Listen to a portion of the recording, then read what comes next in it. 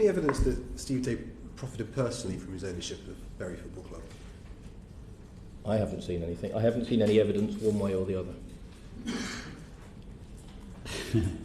There's lots of rumour and gossip, as you'd expect.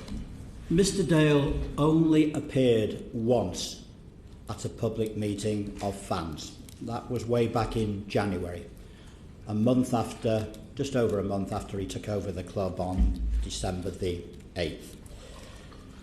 He had been ill, apparently, over Christmas, so I will give him the benefit of the doubt for that. I have no reason to suspect otherwise, even though he has used that excuse not to meet with people in the past.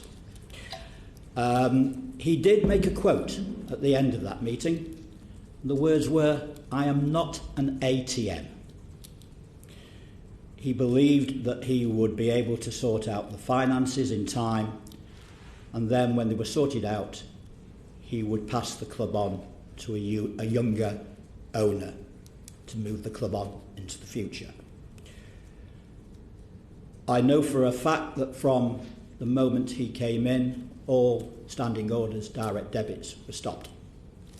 That's one way of stopping the cash going out.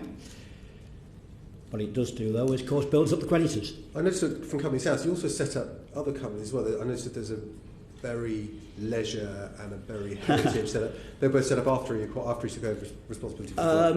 Mr. Dale said in one of his statements, and I will add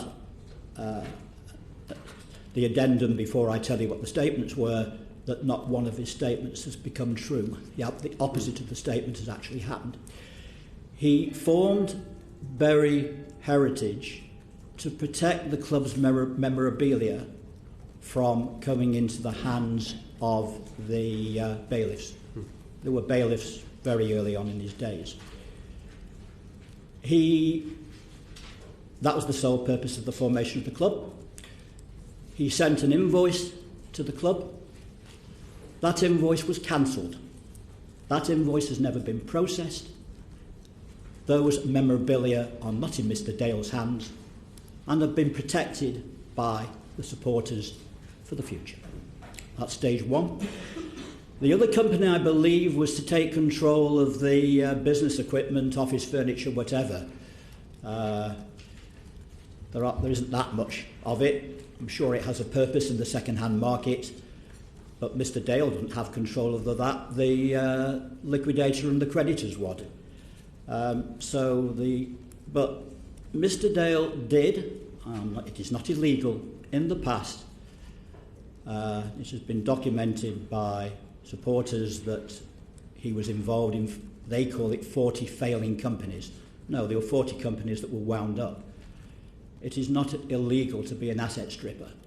It is not illegal to form limited companies to buy out the assets of others and then not file those companies' accounts. Those companies disappear into the ether.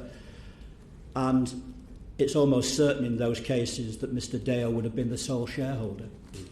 Mr. Dale is not the sole shareholder of the Bury Football Club Company Limited.